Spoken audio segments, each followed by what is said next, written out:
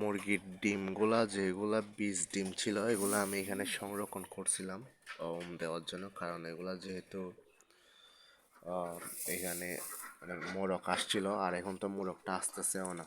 আর এখানে হচ্ছে আমার হাঁসগুলা ডিম পারতেছে।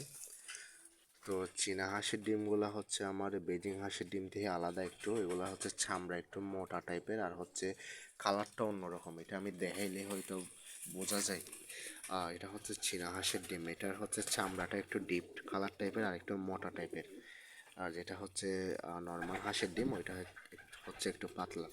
তো ব্যস্ততার কারণে দেখানো হয়নি, যেহেতু আমার দুইটা চীনা হাঁসের মধ্যে একটা হাঁস ডিম পারতেছে, তো ওইটারে উমে দেওয়ার মতো জায়গা নাই। তো আমি ভাবছিলাম যে এখানে ওর ব্যবস্থা করে দিব, এখানে দিব।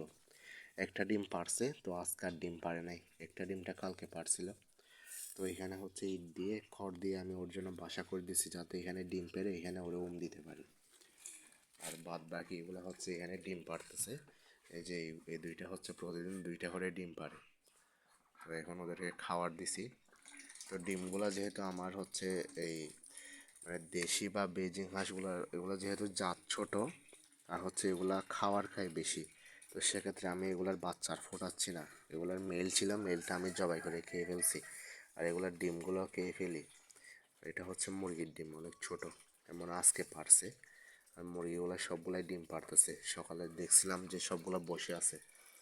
তো এগুলা হচ্ছে পরে দেখে শুনে রাখবে, এখন রেখে দিচ্ছি এখানে, পরে দেওয়ার সময় দেখে দেখে দিতে হবে। হচ্ছে আমার মুরগির অবস্থা।